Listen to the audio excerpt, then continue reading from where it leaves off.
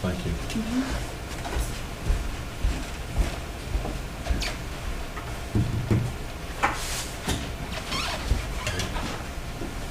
Is this for James?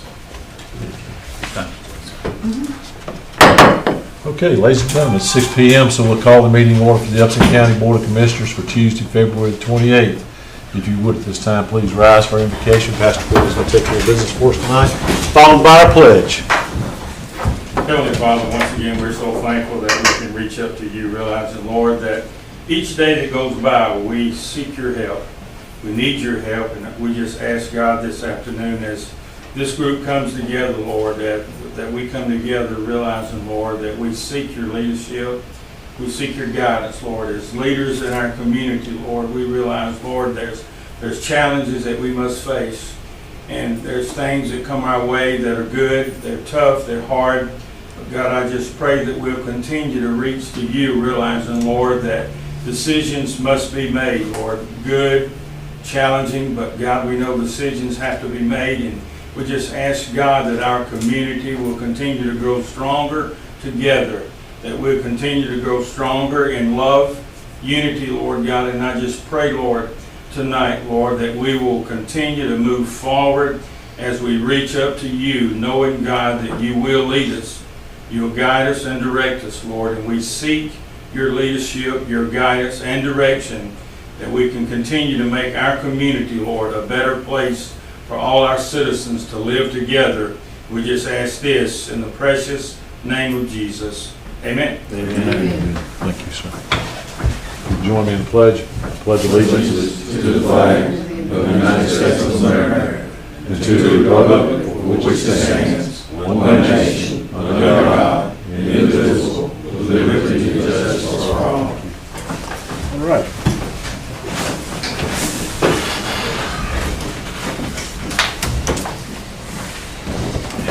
Thank you, Mr. Carter. Yes, sir. See if I need to look this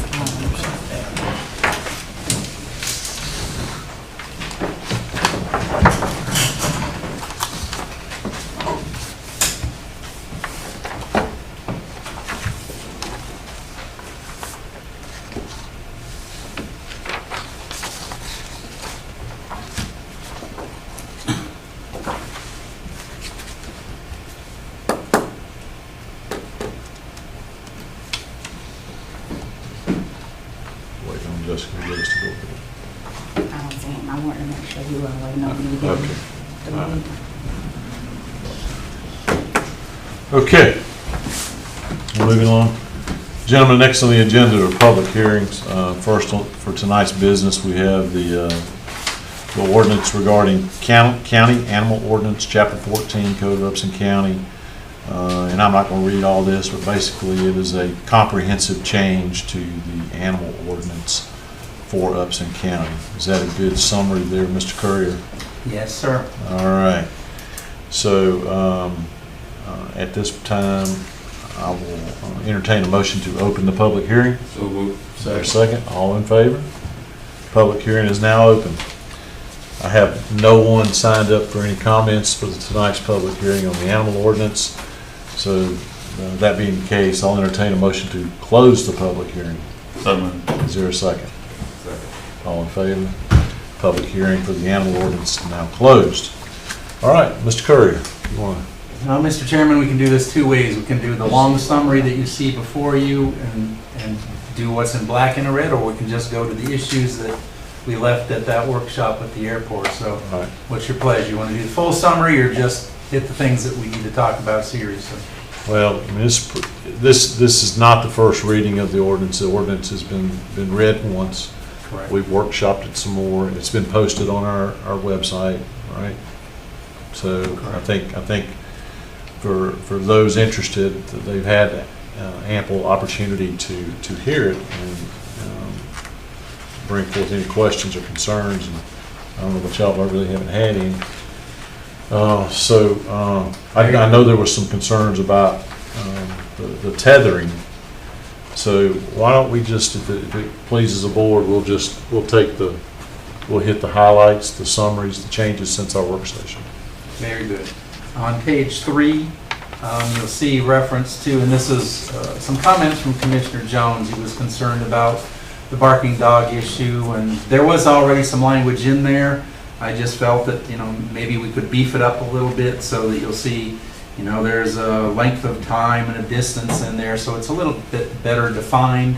I mean, it is what it is. It's pretty self-evident what the change is. So, again, you'll see the black lettering there is what was there before, and we just added the red lettering, which hopefully is a little more defined in terms of dealing with that sort of a loud barking dog. Okay, just so folks here, have an understanding of what we're looking at, this is where we're talking about a dog being deemed a nuisance, and there's several criteria, and this one is, if you just go to the change, if the animal continuously makes excessive noises shall be defined as continuous barking, howling, whining, or crying, or causing unreasonable auditory annoyance continuously for a period of 1/2 hour or more. For the purpose of this chapter, the dog must be within 200 feet of the property line of the complaining party. So, does that? I don't mind the 200 feet, but I don't think the 1/2 hour need to be in it. I don't think it needs to be no time frame, because that's too much for them to argue about. That's debatable. If I show up and they say, how you know my dog been barking for over half an hour? I think, and Doug, you probably, I think what you were trying to do there was to make it specific, because if it's not specific, then how do you enforce it? So I don't think anybody expects you to be out there with a stopwatch going, okay, it's been a half hour now, I can do something. But when it come down to it, if they go to court for a magistrate or whatever, they gotta have the proof that the dog is annoying them. So they gonna have to have something recorded or whatever. And I know they ain't gonna wanna listen to 30 minutes of a recording, get magistrate, just enough to get the picture that it's 2:30 in the morning and they barking like this, 10, 15 second clip, versus you saying it had to go on for a half hour or more. Cause that's what they gonna come back at you with. What would you like it to say? You don't need to have a time period. If I got your dog on record barking at 2, 3 in the morning for if it ain't but a minute, when you take it to magistrate, that ought to be enough to let him know this happened over multiple days at this time. It don't take that long to wake you up. It don't take 30 minutes for a dog to wake you up in the middle of the night.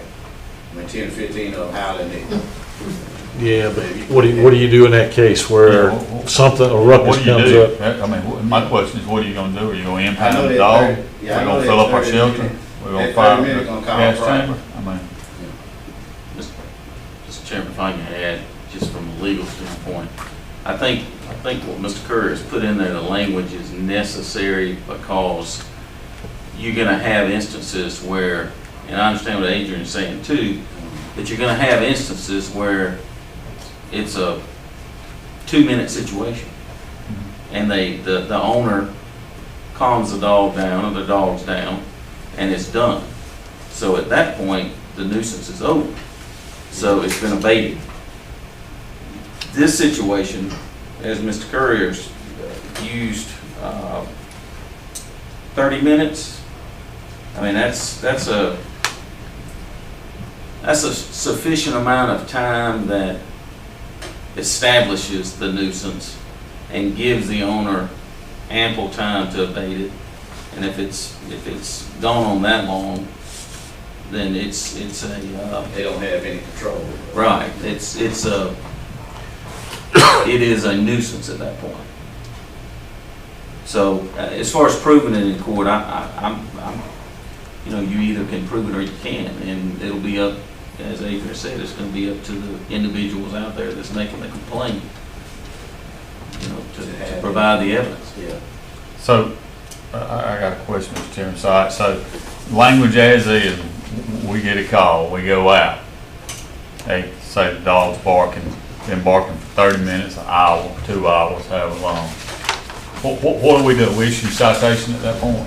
That's what it's going with, a citation, yeah. Okay, But so, now that's another 30 to 45 days before you go to court on it, so it's gonna go on that much longer. well, it's time for our judges to go to work. Write the tickets. Now, normally we try to get them to correct the problem. If you know you got neighbors on your right, you shouldn't have your dogs pinned up on the right side when you got a whole 2-3 acres on this side. We try to get people to move stuff around, make accommodations. I mean, I don't have a problem with most of this. My major concern with this is I don't want to be impounding animals and filling up our animal shelter. For what?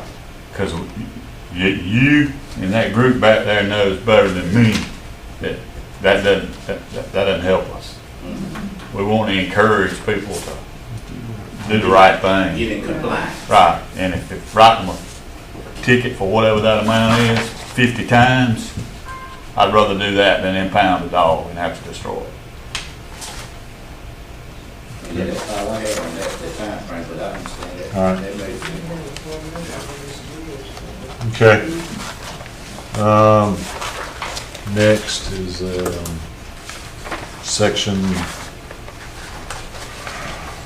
if I'm doing this by page number, we're going to the part where we talk about dog restraint districts.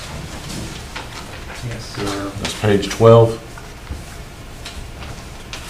Here we go. This was not something that the Board of Commissioners talked about, but in doing my final review before we got to the point where, yeah, we're going to adopt this thing, I found what I consider to be a problem.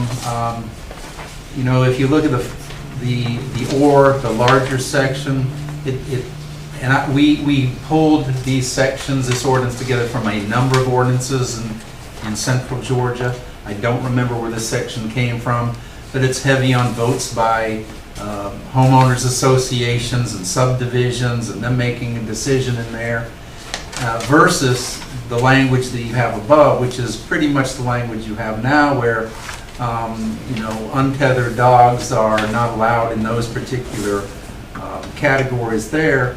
Now traditionally, and this is in your ordinance now, is however an AR, which is a huge part of the county, you are currently allowed to let your dog run. Now, if they go off your property, that's another issue, but that sort of comes with the territory. So I really think 14, 16, that the longer one that we borrowed from somebody else, I just don't think it's quite appropriate for Upson County. I think that the language we have, which is the upper language, is the language we have now. I think it's very usable, and of course we need Director Relaford's input because he does this every day. But the only question to me is, we basically say that you've got to be properly tethered in all those R categories. The only question is, if we stick with our current language, basically, what do you want to do with AR, which right now is let your dog run off a leash and go wherever it wants to. And On I your think- property. Not wherever they want. Wherever they want. On their own On property. your own property. property. See, that's how everybody interprets it. Your dog can go wherever it wants. And then when we pick it up, they say, and we didn't supposed to pick the dog up because they live in AR. Right. Yeah. But your property line is supposed to restrict your dog, no matter where you are. And I've not talked to him about this particular section, what his feelings are, so.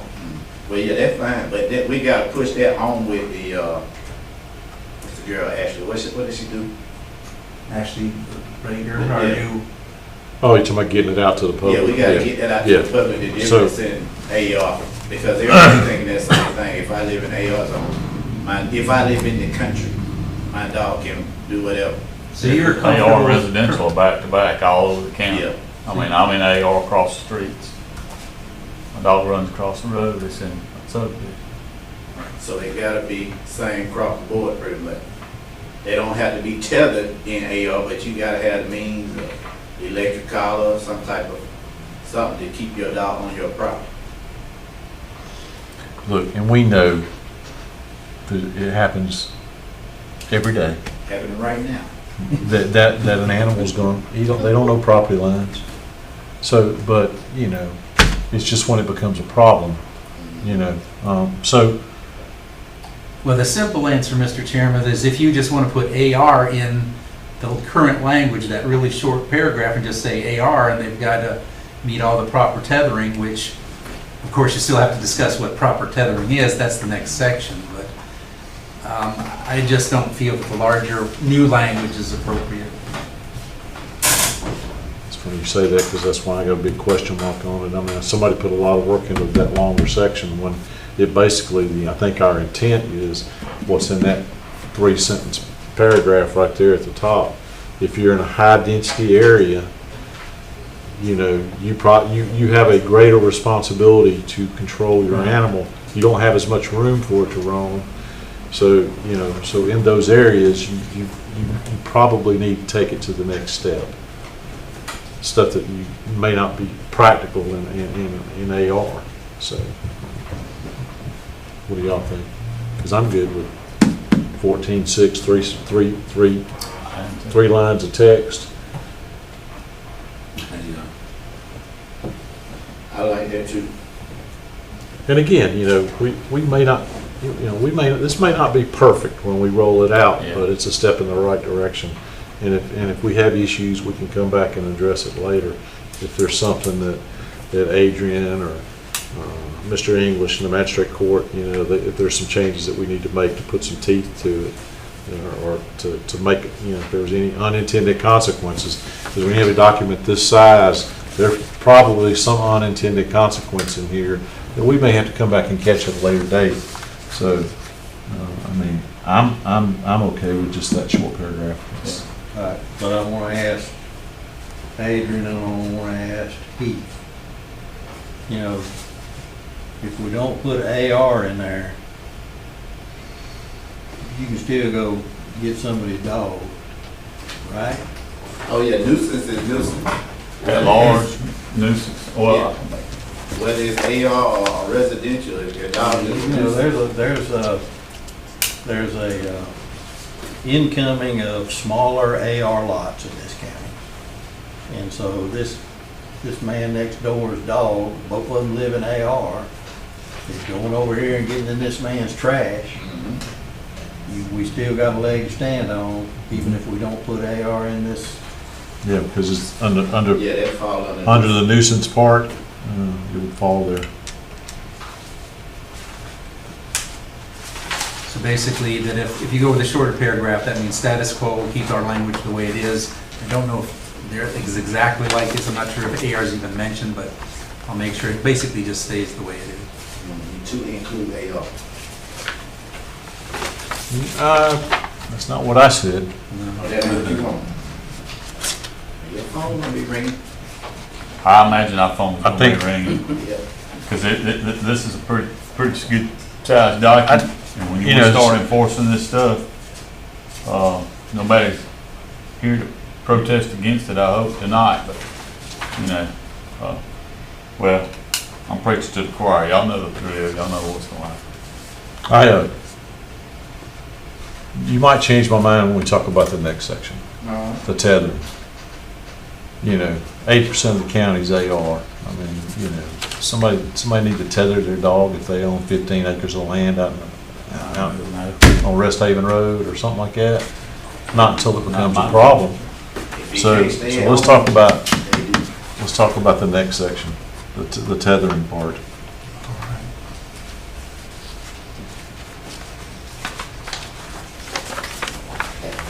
Page 13.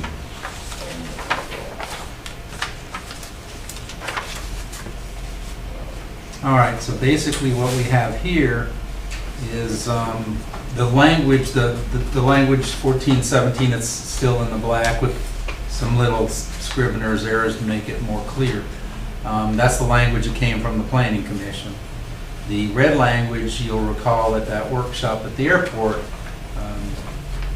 Commissioner Watson had suggested, I believe it was Walton County, I don't remember, it's been a while since which county I looked at, but this is the language that he had referred to from Walton County, which basically, to summarize this, is you may not tether unless you're there. So if you're having your picnic and then the family's out in the backyard and you're keeping your eye on the dog, or you're working on your car in the backyard and you can see the dog, basically it's visual control, I'm there, you can tether it. But if you're not there, you can't just stick the dog in the backyard, go to work for the day and come back. So that's the language that we have here in a nutshell. Obviously, there's a whole lot more words, it's a little more detailed than that, but that summarizes it. So you got the other language, which goes back to what the planning commission had talked to, single point tethering, or this is basically the only time you're allowed to tether is if you're there watching the dog, or in vicinity where you can see the dog and, you know, see what's going on. Comments? I'm okay with no tether. No, In, no, as he just said. Right. Only tethering if you are if you're physically there and with a you're dog. watching the, because I think that's, you know, that is more for Adrian and Heath, you know, when you start, what's enforceable? I mean, you know, if his staff's got to go out there, he's gonna have arguments with folks about, you know, what's actually allowable as far as if we allow tethering, you know, you're gonna have to train them on how to tether and all this stuff. So if we just basically say, you know, the only way you can tether that dog is if you're there with that dog or that animal. So I think that's just a little bit more enforceable. It's a little bit more humane. Oh, yeah, that cut and dry, but there gonna be a lot of dollars to pick up. Cause they tied up everywhere around here with nobody at home. So you roll up on a piece of property and there's an animal that's tethered. What are you gonna do if this is adopted? With that language, it's a pickup. If it's no tethering, if no one's present. But like I said before, Is it? tethering is not the problem. It's, you can tell if a dog is tethered and being neglected, or if it's tethered and it's being taken care of. You can see it when you show up. Y'all just used to seeing the dog that's being neglected. A lot of people can tether a dog and take good care. They let them off from time to time. But there's a lot of dogs that live on tether permanent. So in the case of this section, this 14-17, if an animal is tethered, we're not going to issue a citation. We're going to take the animal. Where does it say that? I don't know about a citation, but I mean, if it's a violation and nobody there to issue a citation to, so I gotta take the dog. That's just like if your dog is roaming straight. If I can't find you, I gotta take the dog. It's the same thing. So You get your ticket later. So you would, okay. Yeah. So they would get the ticket when they come to the shelter to pick up their dog. Because if you're there, you don't get a ticket because you on scene with the tether dog. It don't require a ticket. Where's that spelled out in here? I mean, because Basically when you read it, you said the dog can be tethered as long as someone's present. So that's not illegal, that's not a ticketable offense. But you said, if it's tethered and you go on to work, then you're in violation. So nobody get a ticket to then, so the dog has to be taken. I think I'm saying that right. yeah, That that makes sense. It makes Okay. sense. Yeah. and so you would Knocking on the door with nobody there. so just step so that you so let's hypothetical. You pick that animal up, you take it to the shelter, and that starts the clock, right? What's that clock? Monday, well, if you picked up today, it's good until next Monday. You pick a dog up on Monday, it's good till Friday.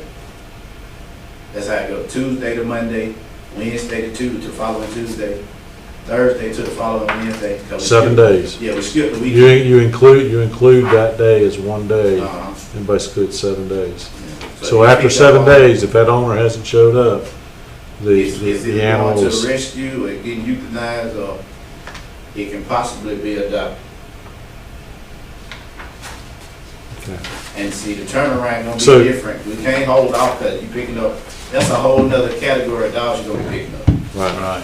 So, you know, you roll in somebody's property and they're not home and you see the animal's tethered, and by your best judgment, this animal's been tethered for some time, you take the animal and away you go.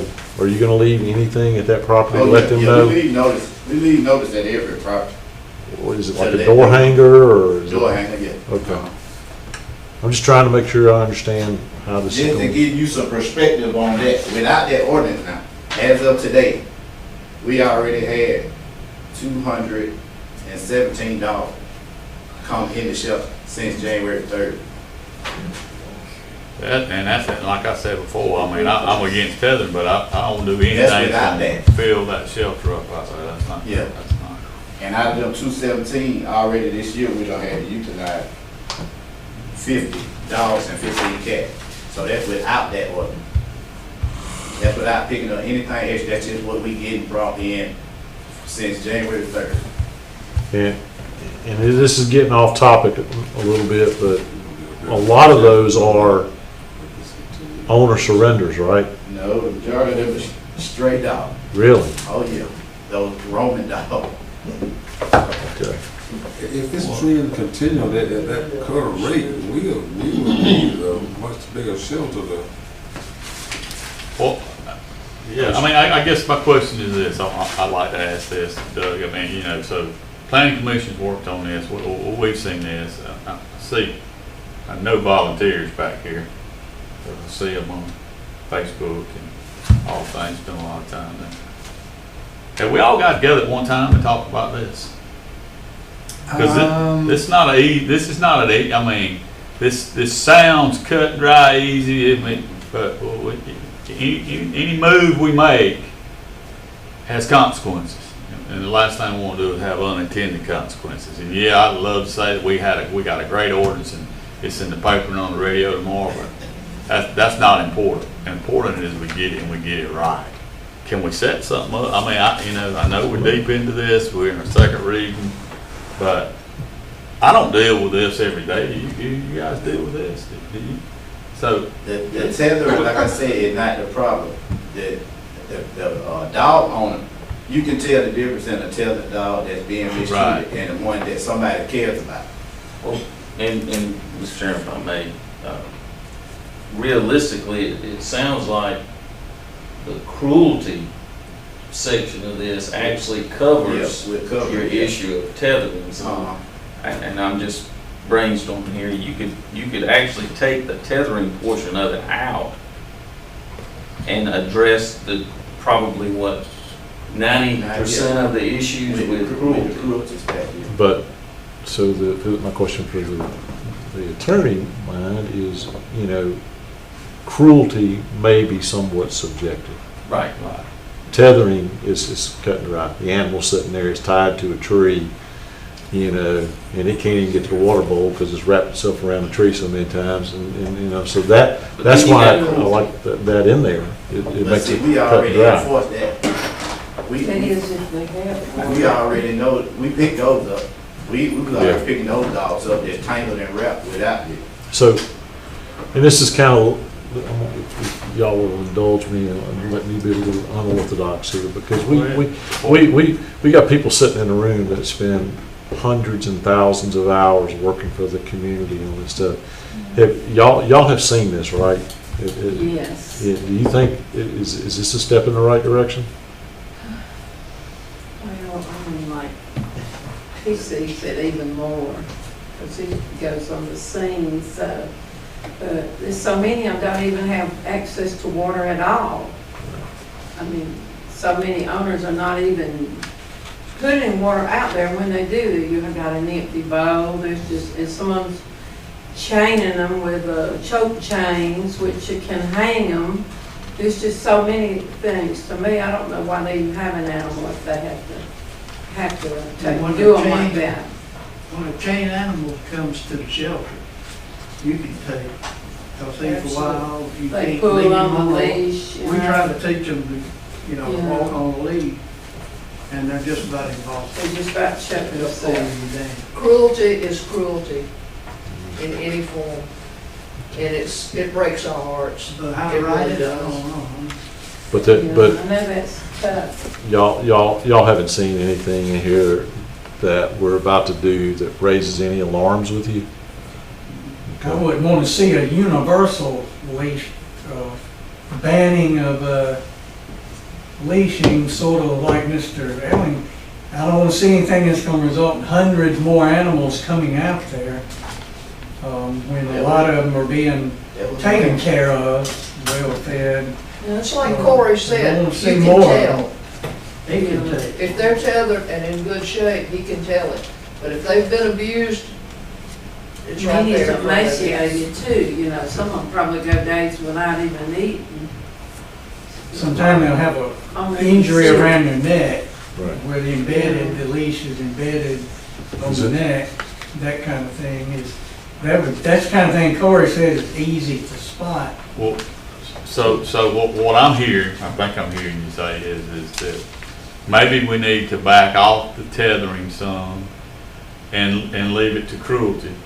Yeah. And maybe widen that gap on cruelty so that animal control officers out there can make that judgment to pick that animal up, leave that door hanger, or write that citation based upon the evidence they see on the scene.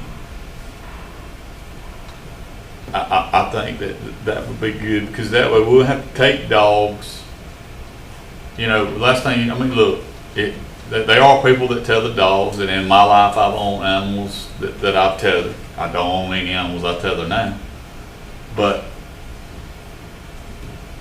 they were taken care of. Well, if you roll in from work and you take care of your animal, and he goes to the vet, you do all that stuff, and you're doing all you can, and somebody rolls up and pulls your dog, you don't get home at 6 o'clock and you can't get a hold of nobody, somebody's gonna be ticked off. And we don't want enemies. They stay ticked. Where do we, okay, cruelty, under the definition, any and every act, omission, or neglect where unjustifiable pain, suffering, maiming, or death may be caused or permitted to any animal. Is there another section in here where we talk about cruelty? Was that the definition section you went to? That was the definition, 14, tab 4. 14, 18, right underneath. 14, 18 talks about cruelty? Yeah.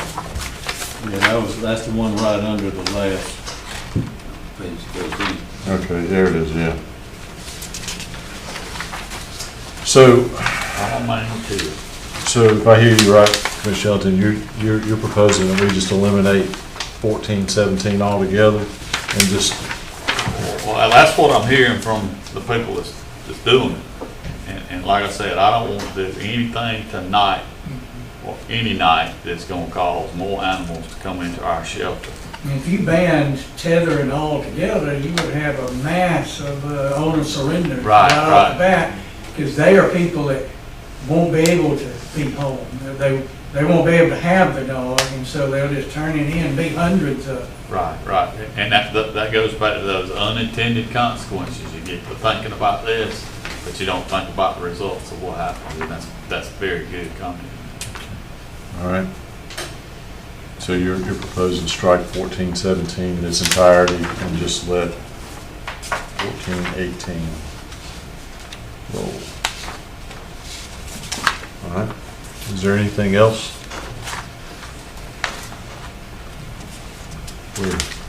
We're good with everything else? A lot of work has gone into this. I mean, we've been working on this for a long time. Well, and Mr. Chairman, there was a question about public participation. I think at one of our early workshops, we had so many folks, we had to move it to the extension office because they flooded the magistrate's conference room. We got a very good, from that meeting, and I think maybe one workshop afterwards, we got a comprehensive list of everybody who was interested at that time. Now, a lot of it was the agricultural interest too. But all those folks, every time we come up with this meeting, everybody on that list got this email, and Adrian gets the same email as they get. So it's, at least for the people who showed interest early, we have certainly promulgated this as often as we could to make sure that they were aware that something's going on, and that maybe, if they're still interested, that they would look at it. A lot of the ag interests, I think, when they saw the changes that were made early, they just didn't really have that much interest because they were very happy with the language that was in the ordinance. Remember, that was right after the city had changed their ordinance and had some language that they were a little not happy with. So they came to our meeting to make sure that there was not similar language. I think they took the comfort of what the language was in there. So we really haven't had a lot of interest at planning commission meetings since then, or even certainly not comment. All right, so before we go too much farther, And you talked about getting rid of the tethering altogether. I mean, you go down here into the cruelty to animals, number 8 is improper tethering. Well, if there's no definition of tethering, then you can't charge them for it. I know we're just gonna use the old tethering, definitely. But we wiping out tethering altogether. But, see, what we need is a definition of improper tethering. Well, and I think it goes back to though, the breakdown of just cruelty. If the tethering is such that it causes harm, maims it, or kills it, then it's improper and it's cruelty.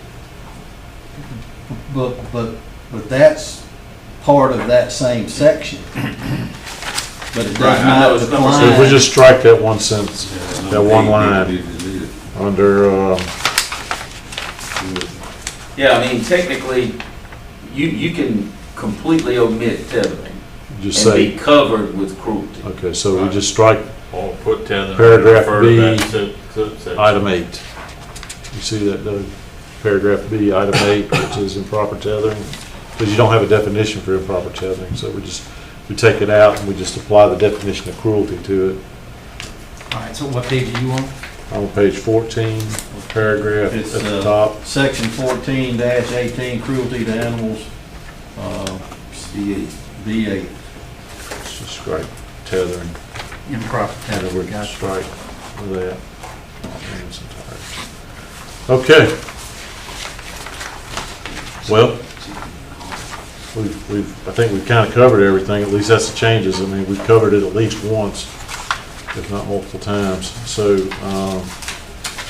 is there, the intent tonight is to adopt this ordinance if we're comfortable doing that. So, at this point, I'll entertain a motion on this ordinance.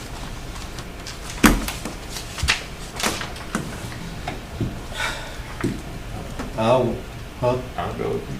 Go ahead, All Ben. right, well, Mr. Chairman, I'll make a motion, we approve with the discussed recommendations by eliminating the tethering, and in that subsection, just for me, that people are a little slow, refer tethering to the section of cruelty, so they can flip to the cruelty section and see that it states improper tethering causing harm. Okay, so to help you here. Yeah. I'm gonna try to help you. So we're adopting the short version of paragraph, section 14.16 about dog restraint entrance. We're striking section 14.17 with regards to any sort of legal tethering. And we're striking paragraph, the line on currently 14.18, paragraph B, line item 8, where it said improper tethering. That's the notes that I have. Right. Does that sound right? That's correct, yes. Okay, so I have a motion. Second. Okay, now I'm gonna refrain, Doug, if you got that. So a motion to adopt the ordinance. Right, and that includes our additional language for the barking dogs, right? Where we're, the short version of paragraph 14.16, striking all of currently 14.17 where it talks about legal tethering of animals. 1416. 14.16 right here. And then striking the one sentence under currently 14.18, paragraph B, line 8. That's it. Any further discussion? Yeah, one more thing. Now, what y'all just approved, these aren't drastic changes. No. So it shouldn't be hard to get this out to the public figure, but you gotta understand, like I told you, already we done had 217 animals coming in. Last year, Griffin only took in for the whole year 74 animals. So they give you a perspective of how bad we are in Upton County with this animal stuff. Well, I just see that, and to that point, this is just a step in a direction that we Right. probably need to go. And I would look to you and your staff and your friends out there that are working, to come up with some recommendations on what we may need to do. And I know, and tonight's probably not the time to do it.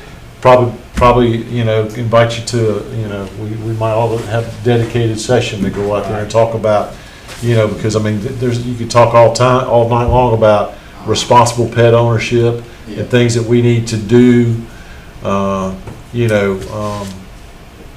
there things that are there programs that other counties are doing that maybe we need to implement? For example, Over the next 18 months, we need to push for any dog that comes into the animal shelter can't leave without being spayed and neutered. Well, I got a dog from Meriwether County. Yeah. They put it on Facebook, and here's this little lab-looking dog, looked like a dog that I had before. Went over and got him, and it cost me $50. And for that $50, that puppy was chipped, and he was too young to be fixed. So I had to take him back 2 weeks later, and they sent him over to Auburn, and they fixed him. So for $50, he's chipped. Everybody knows who that dog belongs to, and he's fixed. So that's just an example of what. That's an example of what some do, and it may be a good one for us, it may not be, but there's a lot more we probably need to do as we go. Right, number 5 needs looking into, really, there's the rabies shots and the sterilization. We definitely need to do that in the next 18 months, but they're gonna, once we push this out and try to get people on board, because we gotta use the community engagement, actually, Yep. We gotta use, but spay neuter has to eventually become mandatory in order to get the number down like that. Gotcha. We're getting over $900 a year. No, Gotcha. we don't want to push. We got a problem. Okay, so I've got a motion on the table to adopt as amended. Any other discussion from the board? Hearing no more discussion, Ms. Jones. Commissioner Ellington? Yes. Commissioner Jones? Yes. Commissioner Wilder? Yes. Chairman Allen? Yes. Mr. Thank you. Chairman, one of the points we didn't talk about was the last one. You have given the public a 60-day period where we can get the word out before their grace period. So that was built into the ordinance, so nobody's going to get a ticket unless they're an That's extreme great violation. information that we need to get out there, and I'm sure staff will be all over helping promote this stuff. Absolutely. Okay. All right. Moving on. Thank y'all so much, Doug, and everybody that had a hand in this. There were a lot. I know. Okay. All right. Hey, Hey, y'all. before the volunteers leave, I would just like to say, I'm sorry? before the volunteers leave, thank y'all for what you do. I see those Facebook posts, y'all all over. You I see have the no pictures. idea, bro. Oh, I don't. The logistics of it is something else. I'll go home and email rescues and. I see, I look, It takes hours and weeks, and you would be surprised. It's a lot of sweat and tears, believe me. Yeah, but I just want to personally thank you. 59 last year. yeah. Yep, don't know where we'd be without y'all. It Okay, could be a lot more. all right, gentlemen. Next on the agenda is a, public hearing for the ordinance providing for Gateway Corridor Overlay District, setting minimum design standards for the Gateway Corridor, and providing for repeal conflict, providing for severability, providing for an effective date. This is all about the Gateway ordinance. So at this time, we need to open the public hearing. So moved. Is there a second? Second. All in favor? Public hearing is open. I have no one signed up to address us regarding the Gateway, so at this point, we'll close the public hearing. Is there a motion? Is there a second? To close? Second to close? All in favor? Okay, public hearing is now closed. Okay, so Mr. Curry, likewise on this one, this is not the first reading of this. We have It's been a discussed it. while. We have discussed it, and to help you tee it up a little bit, I'll just say, I think you referred to this as something like Gateway Light. Yeah, it provides for some standards, but there's it does not at a glance appear to be anything overtaxing. So with that, if you just want to go through the changes since our last discussion. Absolutely, so I'll just stick to the red here that you'll see on the outline, so we go to page 3. There was, I believe, at your retreat, concern by Commissioner Jones about enforcement, and I realized he was probably talking about upfront enforcement, meaning when they're supposed to do all this stuff, and that's where we have the building permit. So at the beginning of a lot of this, we look at the building permit and they have to look at it, but what happens at the back end? So what I did is I just added that, you know, once we've designated, hey, these corridors are the most important corridors in the county, we have special regulations, well then let's just tell our current code enforcement as well as future, this is priority for you. That when you're doing your rounds and looking for violations, that we want you to be looking at our corridors because those are very important to us. We have a special ordinance, etc. So you'll see that language there on the top of page 3 included there. And we go to pages 4 and 5. This is just, again, sometimes in the course of committee work, the language gets kind of messy and not real attractive. So a lot of this that you see in red on 4 and 5 is just trying to have clear language that's more specific. But then also, we also on page 5 get into language that at your retreat I talked about, that very often there's either prohibitions or limitations on metal buildings, because generally speaking, the belief is that they are less attractive, tend to be just a lower quality and have lower aesthetics. So I did not put it out. I went and researched some more information that we didn't have this language before. Did a little more homework, found some language that doesn't prohibit metal buildings totally, but basically says that it's got to be dressed up a little bit. In this case, you'll see 3D metal, that you would want metal with masonry base course or some sort of masonry in there mixed in with the metal to make it a little more attractive. And then just straight out sheet metal panels would not be something that would be permitted. Now, again, this does bring into question, for instance, mini warehouses and their construction. So it's not an outright ban here. We would expect there to be some enhancements rather than just straight sheet metal. And this is, I think, another one of those places where it's like, well, let's see how this works out. And we'll put some requirements. Again, you could certainly be a lot tougher than this and, more lenient, was would you just not ban metal or not ask for modified improvements to the metal buildings at all. All right, and that's those changes. Now, the only thing you haven't defined is how high a masonry base course is. Is it one layer of brick? Exactly. So we need to talk about that, because that's, yeah. So we can talk about how specific you want to be. Basically, yeah, that sets a minimum as a minimum. Is as long as you use something, it's good enough. Then over on page 6, and again, this is, let's see. There was concern about whether, I believe this was Commissioner Ellington, if there's somebody going to have to plant something, if they already have trees that are just naturally there or they've already planted some things. Hopefully this language makes it very clear that if you already got plants there, just naturally, trees that never were taken out or plants that were never taken out, yes, you get credit for that. Is we're not going to expect you to rip out things that are naturally growing, or you have to plant something anyway, even though there's something naturally there. So I think that was sort of understood, but we made it, I think, perfectly clear now with this particular language. And then page 8. And I guess, I believe this was Commissioner Jones again, who was very concerned about what the walls look like, the materials they're made out of. So hopefully this enhanced that language a little bit, so that strengthens it. And that was the purpose of adding that language there. So with the exception of the wordsmithing earlier, most of these are in a reaction to what your comments were at your retreat.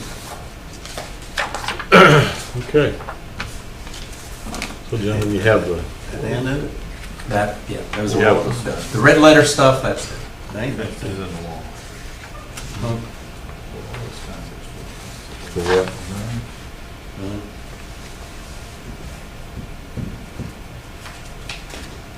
Here's the architectural requirements. Right now, it's got fences and walls. Mr. Jones is concerned about standards for walls and fences. There was already language, but I'll attempt to beef it up. It's still not required. No fence types are banned. Chicken wire, chain link, barbed wire, everything's okay. Metal panels of different colors. Well, I think as long as they were matching or they had a pattern to the matching colors. Yes, it's uniform material, it can be all metal, but you can't use metal and wood. And it's gotta have some kind of, if it's uniform, it's gotta have some kind of pattern. Right, as the chairman said, this is absolutely corridor light. It's light.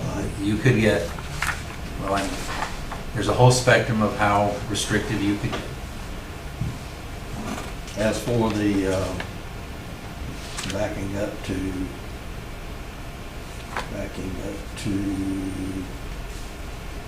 I don't have page numbers, because mine, this is under. Which, what section you looking for? D. Appendix D, Yeah. recommended tree list? No. Exterior building Exterior materials. building materials and colors, under whatever section that was in. No. I don't know what page it is, because it's. What page you got that? Uh, Exterior building 4 and materials? 5. Yeah. Yeah, so, it's, like the metal without a masonry base, it's prohibited, but all you gotta do is put one layer of brick down there. I mean, that's not what I want. I want, it needn't be, a certain height or a full height. When it's facing the gateway, now when it gets on back into property or something, I don't care if it's a metal storage, and we're talking about storage units is what I'm talking about, the ones that are popping up. And you go to other counties, they're brick. The whole side facing the street is brick. Oh, there are some beautiful mini warehouses. I guess I need to start taking pictures. Yes. There's ones that you'd be proud to have in your community. I don't want it to say just a masonry base, because that would be just somebody laid a brick down on the bottom and then the rest of the building's metal. You won't never see that. So paragraph 3D, D. where it says metal without a masonry, this is stuff that is, shall not be used, metal without a masonry base or architectural fixtures. So we just need to define, you're saying define masonry base as to how many feet? Metal without a 4 or 5 foot masonry base. I don't know what a standard would be if you're using blocks with that. Yeah, I know. At a minimum of 4, 5, 6. Well, and I just want to note, Mr. Chairman, that you'll see that it also says or other architectural features. Now, what I was thinking, just to come up with what's an example, maybe I don't have any masonry courses, but maybe the corners are brick.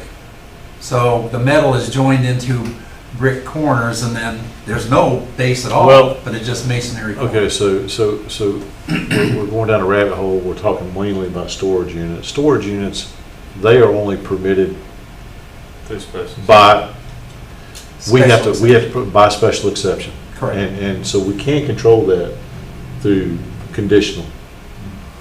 So if you leave it the way it is, metal without a masonry base, when it comes to us, now, Dollar Generals are not, right, by special exception. right.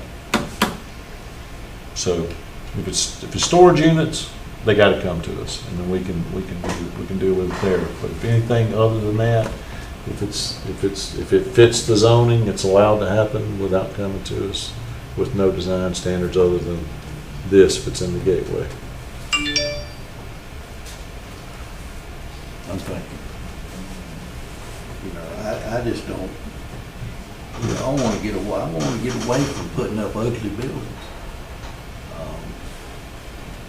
You know, they on a side street, okay, but somebody coming to visit town and say, I mean, you go to these other, I mean, everybody, even Griffin, you know, their Dollar Generals are 10 times nicer than the ones we got. Okay. Well, let me throw this out there then. So it sounds like we're close. We're just hung up on this one. Yeah. So do we need to pull this and work that piece a little bit more? I'm good with everything except defining, you know, The masonry base masonry. or other base. architectural. Right. So we're gonna define it tonight, or we're gonna staff it and then have them bring back a recommendation to us if that's our intent? I agree with you. I mean, I agree with the intent of what you're trying to do here. I just don't know how you, I mean, other than making a simple change where I said Yes. metal without at least a minimum masonry base of X number of feet. Right, right. But, you know, All right, so Mr. if we Chairman, put may I a, make a recommendation? yeah, So my thought here would be to go ahead, and if that was the only component I think that we were concerned about, then I might recommend that we go ahead and adopt it, and then let myself and Mr. Courier get back with yourself and Commissioner Jones and work on that language a little bit, and then we can go ahead and One line slip a change. text amendment into that sometime in the future. I'm okay with it. As long as there's nothing coming next week. yeah, don't, You got anything coming? No applications yet, Okay. Mr. all right, that we know of. that we know of. Okay, well, I'm good then. All right, but if you do get something, you'll understand, you know, so. And we can, Plan reviews. and things Jason, like- we can text amendment into this, right? Yes, you know, and I think, you know, and same goes for the previous ordinance too. I agree with, you know, Commissioner Ellington. There will probably be components of that ordinance we will need to tweak, because this is a step in a new direction for us of sorts. We'll probably get some feedback from staff on both of these items in the future. And you've already identified one as far as design standards, as long as the state doesn't preempt us from initiating design standards. And during my quick comments at the end, I'll get into that a little bit. But yeah, so in my opinion, I think this is really close. So my recommendation would be to adopt it as Doug has presented in its amended form, and then we can massage that language a little bit here in the next few months. Okay, Y'all ready? all right, gentlemen, you have the staff recommendation. Is there a motion? Make a motion that we go ahead and accept this ordinance on the gateway order. Okay, I have a motion to adopt. Yep. Is there a second? Mr. Chairman, I'll second the motion. Motion made and seconded to adopt the county's gateway ordinance. Hearing no further discussion? Ms. Jones? Commissioner Ellington? Yes. Commissioner Jones? Yes. Commissioner Wilder? Yes. Chairman Allen? Yes. Look here, Doug. Seal of approval tonight. We're knocking it out. So are you I'm letting Chris in. getting Chris in?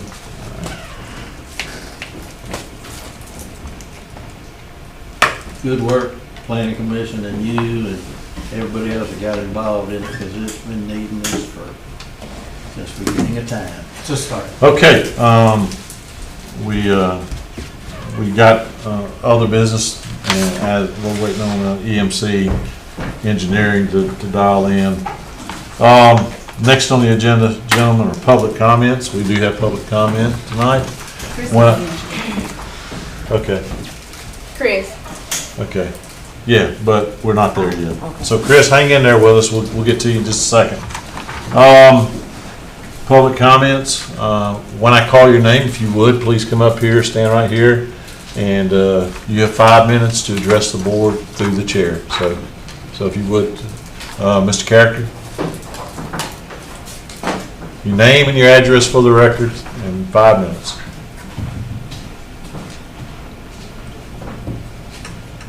George Carrick, I live at 100 in the circle Sir. here in Thomas. I'm here because I have an interest in what's going on with the recreation department and the personnel there. Reading through the paper and listening to the radio, you get a sort of a picture, but I'm not sure that the community even understands what is happening. You've had 2 long-serving personnel basically removed like that, and that's what it appears.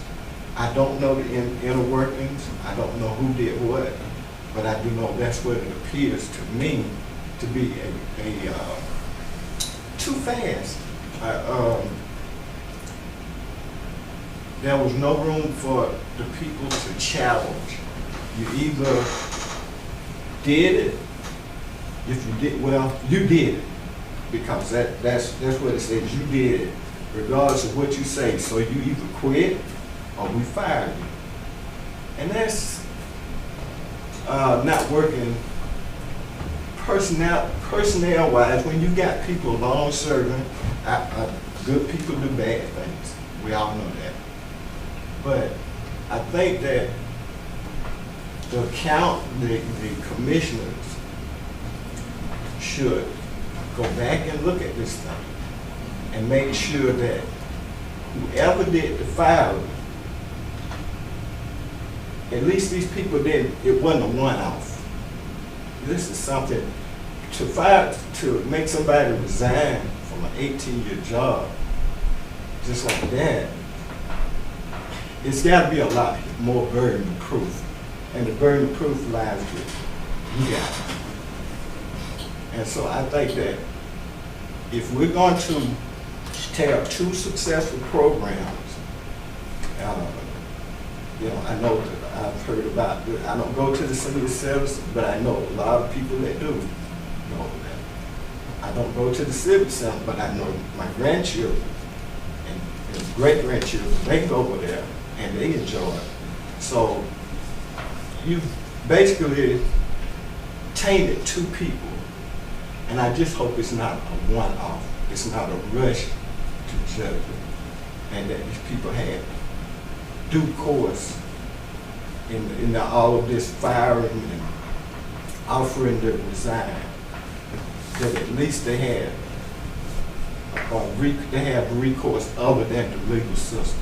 There should be something in this kind of system where if I'm getting fired, the county manager, if you got a PR person, and then you might got my boss, and they come over here to fire me, but the county manager is the ultimate firing authority. So why not bring that person to your office and sit them down and say, look, this is what we think happened. And until we find out different, we're going to lay you off. You can't do this or you can't do that. But the way it appears to me is that it was just like, and you're gone. And I just don't think that's right. At least give the people a chance to have redress within the system instead of having people having to spend money and go to court to defend themselves. I just think it could have been handled better. That's my point. Thank you. Thank you, sir. Okay, no one else signed up for public comments tonight, so moving along. Next, gentlemen, you have the consent agenda. Tonight's consent is the approval of the February 14, 2023 regular meeting minutes. Is there a motion on the consent? So moved. Is there a second? Second. Ms. Jones? Commissioner Ellington? I think I abstained. I wasn't present. You sure? Yeah. I'll be gone. Commissioner Jones? Yes. Commissioner Wilder? Yes. Chairman Allen? Yes. Okay. All right, new business. Discussion and possible consideration on a contractor for the courthouse landscape project. And Jason, you wanna tee this up for everyone?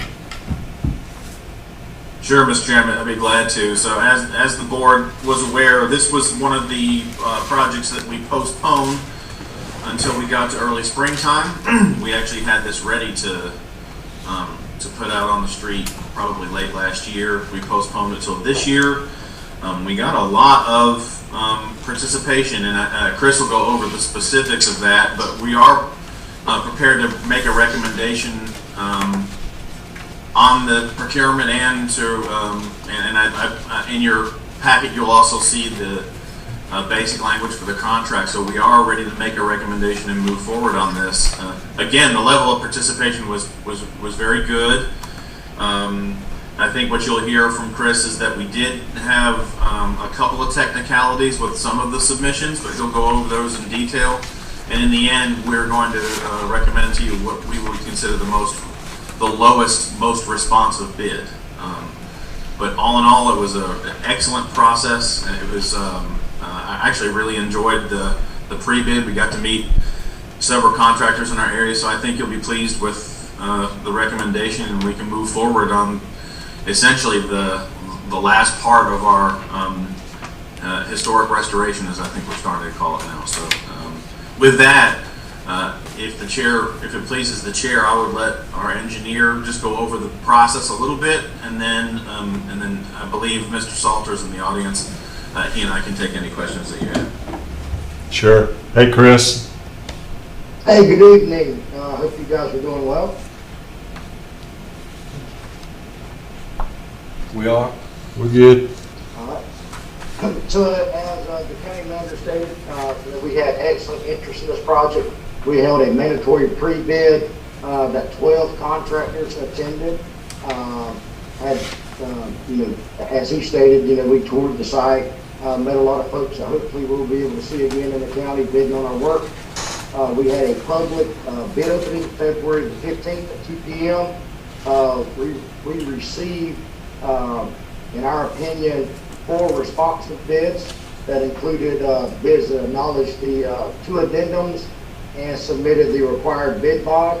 After evaluating all of the proposals, it's our recommendation that the board would consider Never Fail LLC with a low bid of $134,349.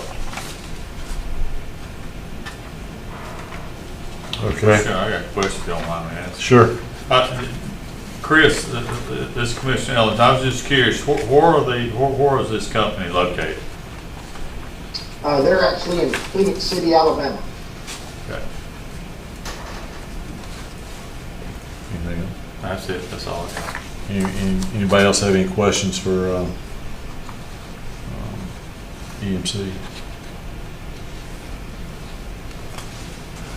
So, well, Mr. Salter, you have anything you need to add? No, sir. Okay, so staff recommendation. All right, so The only thing I want maybe them to clarify is why we didn't pick the low bidder. well, they mentioned 4 responsive bids. The low bidder is included here, but they were considered not responsive Right. because of the. But he didn't say that, so. Yeah. So Chris, just the low bidder was not responsive because of why?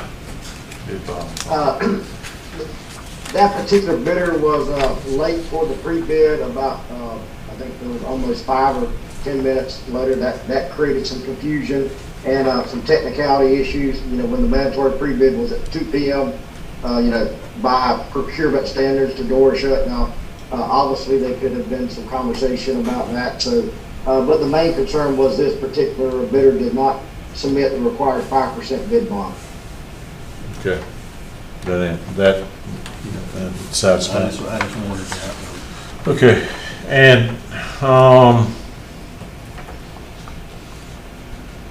so we know anything about these folks? Never Fail LLC. I guess somebody has vetted them, right? Yes, sir. We are familiar with them. This company has built several projects that we've been involved in. Do a lot of work from the Muskogee County School District in Columbus. They are a preferred contractor out of Fort Benning. Our paths have crossed several times throughout the year, so, they have this necessary certificate of insurance required for this project, have all the documentation that's required, and we're confident that we have a qualified and capable contractor. Okay, thank you. All right, so gentlemen, you have it from the EMC and you have staff recommendation to move forward on this. I guess, is there a motion? Mr. Chairman, I offer motion we go with the bidder that was recommended, Never Fail LLC. Never Fail for $134,349. Yeah. Okay. Second that motion. Okay, have a motion made and seconded to approve the bid by Never Fail LLC for $134,349. Is there any further discussion? Hearing no further discussion, Ms. Jones. Commissioner Ellington? Yes. Commissioner Jones? Yes. Commissioner Wilder? Yes. Chairman Allen? Yes. Okay. Okay, Chris, any idea? So we move forward. Estimated start time on this? The county manager and I, we've already had conversations about the contract. Once we get, obviously, you guys made it official, we'll start requesting necessary performance and payment bonds. EMC will work with Mr. Salters to prepare the contract, send it out for execution, send them all the documentation for them to return. We'll get it executed and issue them the notice to proceed. I know that everybody's anxious. We can move fast. We'll get the documentation. I will start contacting the contractor tomorrow to kind of give him a heads up.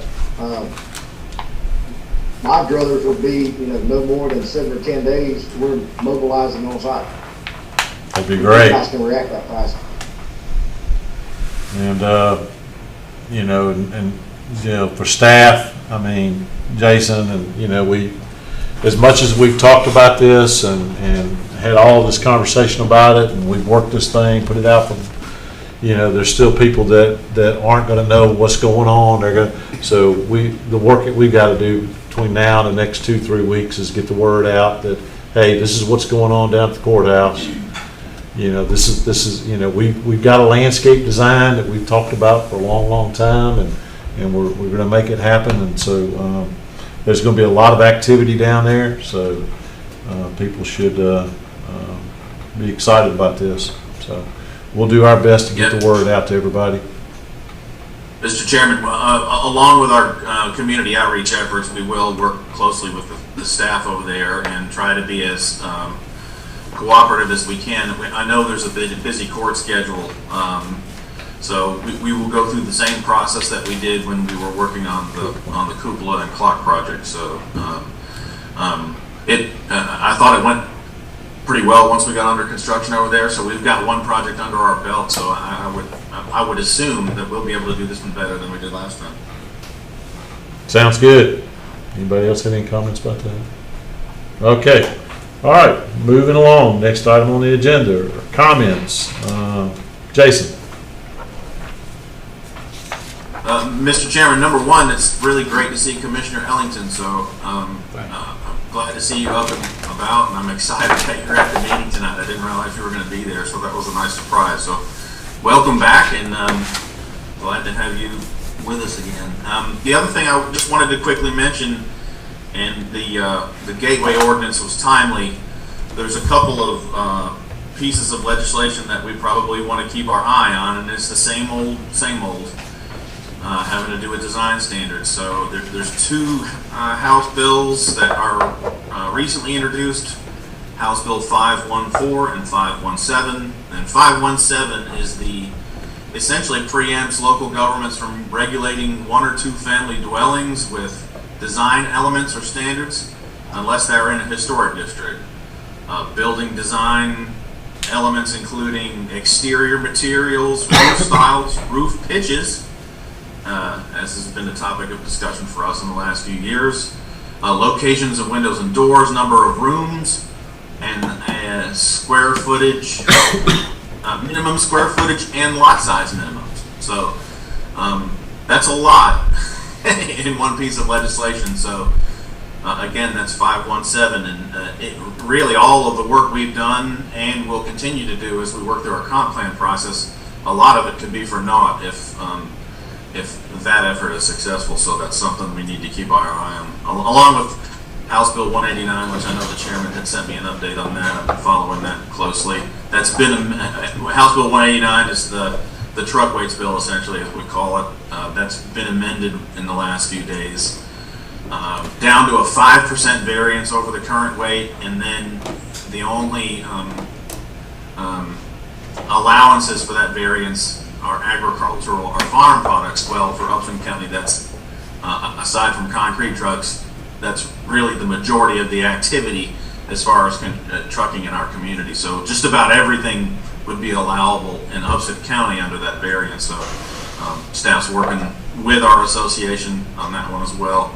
Just two interesting things to keep in mind as the legislative session rolls on, Mr. Chairman.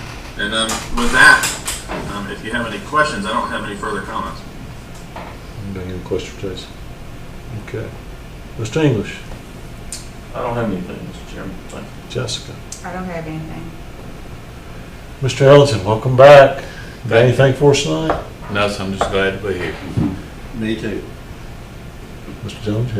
I want to praise God that James Ellington's back here sitting beside all of us, and he's had a little bit of a struggle, and hopefully he's on the he's on the elevator to the top floor. So I'm just grateful he's here. Next, and I don't know how to get, I want to keep them, I don't want to keep saying this, but I got to keep saying it. I met a man yesterday, 75 years old, didn't know we had any kind of new homestead exemption thing. He said, man, I'm going to be there first thing in the morning, which was this morning, to sign up for it. I said, they don't know you exist. You're going to get the $10,000 to begin with, but you being 75, you're going to get X amount of dollars, and you get to save, you get X amount of dollars more. So I want, I don't know how to get the word out any better than just saying that, there are new homestead exemptions, and the senior citizens of this county need to take advantage of it. But you don't get it because they don't know how old you are until you go sign up. So, other than that, I'm grateful to be here and grateful that James Jones is sitting beside me. Mr. Walden? I have two more on the team and welcome Mr. Elvin back. Other than that, that's all I have to say. If I'd known better, I'd have got you a cane, but. Oh, my cane. That's one of them ones they used in the circus to put people on Better than stage. the walker that I got in the truck. It is better than the walker or the wheelchair. The only points of business I want to kind of comment on are, following up from our last meeting, we had that long discussion about tax relief forms. Since then, attorneys shared some information with us, and I just want to let you guys know. So the plan currently for the short term is we're going to just acknowledge receipt of these and send them back. If there's an occasion where there is tax relief refunds, if there's a tax refund coming from the general fund, then those matters will be brought to us for board approval. That sound about right? Exactly right. Okay, and the hope is that, we do this over the short term, and that staff and the folks at the assessor and the tax commissioner's office can work on a better process. So we're going to keep it flowing, and we'll keep our fingers crossed that we can come up with a better process that makes everyone. Won't make everybody happy, but we'll make sure we're doing business the right way. Okay. And I tell you, and I'm kind of at a quandary here on even how to comment on this. But I am going to make a comment on it because there's been a lot said in the paper and stuff. And, you know, and we heard it tonight from Mr. Carricker coming up, and I appreciate you coming up, appreciate you sharing. And I just want to assure everyone that personnel matters are handled with great care and concern, and that no one gets to the point where they are in jeopardy of losing their employment without due process. It's built into our personnel manuals, and so I have great confidence in staff and the leadership at the staff level, from our manager down. I have great confidence in them. I know how much they care about everyone who comes to work for the county every day, and no one gets to that point without something. And again, I remind everybody, you know, we are a county manager form of government. The county commissioner hires, you know, we retain, and we have one employee that works for us, and he's on the monitor tonight, and he has the responsibility for staffing, everything, staffing from that point down. It would be an overreach. We have the we have the ability to investigate and inquire into anything, but we don't have the ability without overstepping our bounds to start directing staff below that report to the county manager. So again, I have great confidence in the people that work in leadership in our community, and I would just ask that those of you out there, that it's great that you care. I mean, but just understand that there is a process, and it's unfortunate. Things happen, and we just got to move on. Trust and move on. With that, any by the ways? Yes. There is no by the way? Yeah, just one more thing, and I should have mentioned it when I was my turn, but I want you to tell the planning commission, and I'm speaking to you too. It took a long time to get from some of this stuff, the animal and gateway, and still other things that you and the planning commission have worked on diligently. I appreciate every one of them, and appreciate you, and I'm glad that we've at least made some progress in making Upson County a better place for everybody. Yeah. And that's it. Thank you. And also, we're down to one last planning focus group for the comp plan. Doug, I don't know what you're gonna do with all these clothes you got. This one's good till June. Yeah. But to Jason's point, we're putting forth a lot of effort into this comp plan, and then we'll be putting forth a lot of work into implementing that comp plan through some ordinance revisions or drafting. And it certainly is concerning to all. It should be concerning to everybody out there that folks at the state level want to dictate design standards for your community here. They know better, right? I mean, the lobbyists and everybody up there who are interested in one thing and one thing only, it's a dollar bill, want to dictate what we will allow in our community. So if you're on YouTube watching, I would encourage you to pay attention to what's happening at the state House and Senate levels now when you hear about preempting local rule. And basically that's what this is. So anything else? All right. There's being no other business, is there a motion to adjourn? So moved. Second. We're adjourned. Thank you all for coming. Bless you. Thank you. Yeah, go take it,